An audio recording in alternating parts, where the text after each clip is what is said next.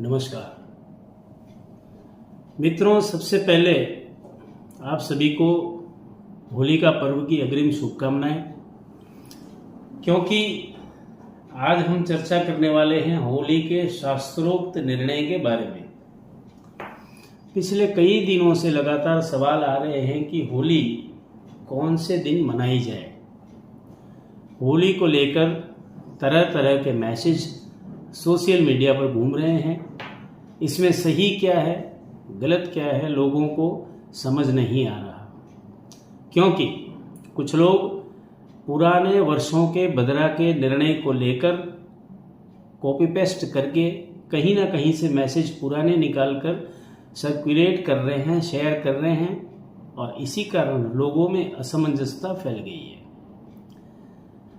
अब आइए बात करते हैं होली की। मुख्यतः मित्रों, होली का त्यौहार रात को यानी कि सूर्यास्त के बाद मनाया जाने वाला त्यौहार है, जो कि फाल्गुन मास की पूर्णिमा को मनाया जाता है। शास्त्रोक्त वचन है कि जिस दिन प्रदोष कालीन पूर्णिमा प्राप्त होती हो उसी दिन होली का त्यौहार मनाया जाना चाहिए। तो मित्रों, इस वर्ष 2025 में प्रदोषकालीन फाल्गुन मास की पूर्णिमा हमें मिल रही है 13 मार्च को।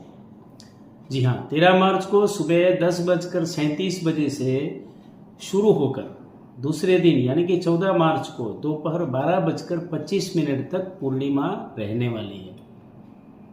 साथ ही 13 मार्च को सुबह 10:37 से रात को 11:28 तक विष्टिकरण यानी बदरा का वास होगा। अब इसी बदरा को लेकर असमंजस है कि बदरा काल है तो होली कैसे मनाई जाए। तो सबसे पहले हमें बदरा को समझने की ज़रूरत है। बदरा के लिए कुछ नियम शास्त्रों में बताए गए हैं, उनको जानने की आवश्यकता है।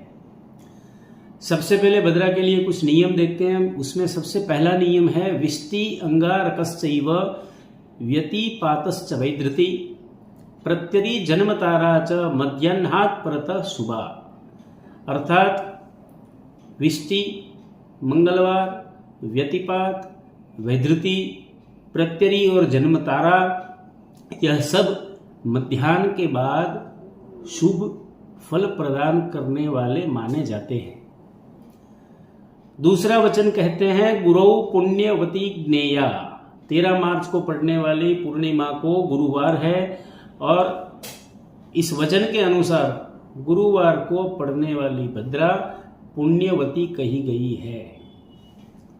भद्रावास की बात करें तो श्लोक लिखा है मीने मेषे च सिंहे अलिनी निवसते स्वर्ग लोके च भद्रा। अर्थ होता है मीन, मेष, सिंह और वृश्चिक राशि के चंद्रमा हो तो भद्रा का वास स्वर्ग लोक में होता है। और स्वर्गे भद्रा शुभम कार्यम पाताले च धनागमम मृत्युलोके यदा भद्रा सर्व कार्य विनाशिनी।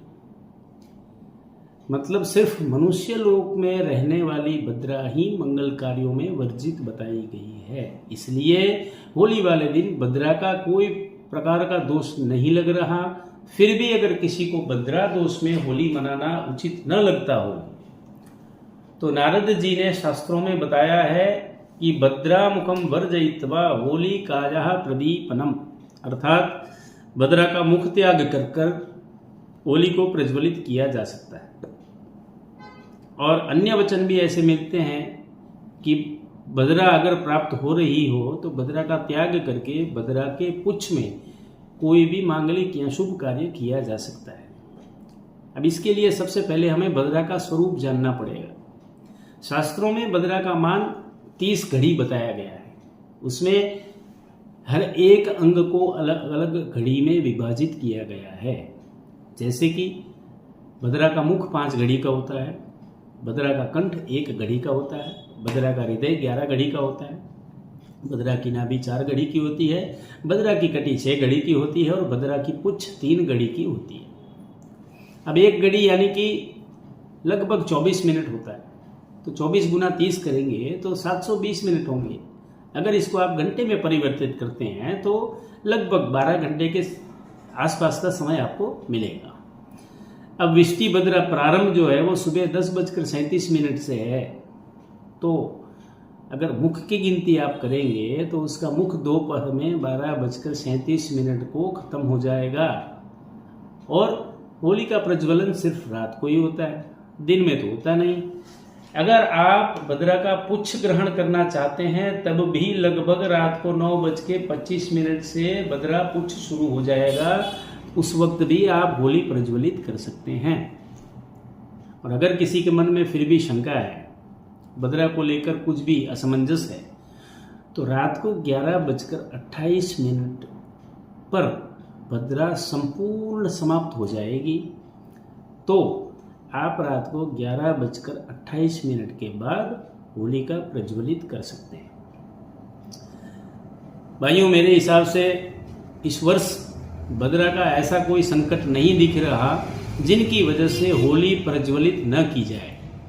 मेरी माने तो होली प्रज्वलित करने का शास्त्र सम्मत समय 13 मार्च गुरुवार को शाम को 7:01 से 8:32 तक अच्छा रहेगा। उसके बाद का मुहूर्त रात को 9:25 से लेकर 10:02 पर रहेगा।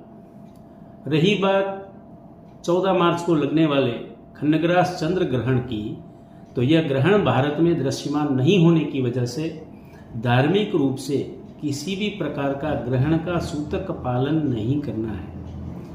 कृपया ध्यान दें, ये सारी गणनाएं द्वारका गुजरात को ध्यान में रखते हुए की गई हैं। सारे समय उसी अनुसार दिए गए हैं। अलग अलग स्थान के सूर्योदय, सूर्यास्त और दिनमान अलग होने की वजह से विभिन्न स्थानों की गणना के समय में कुछ एक मिनटों का अंतर आ सकता है। अस्तु, धन्यवाद।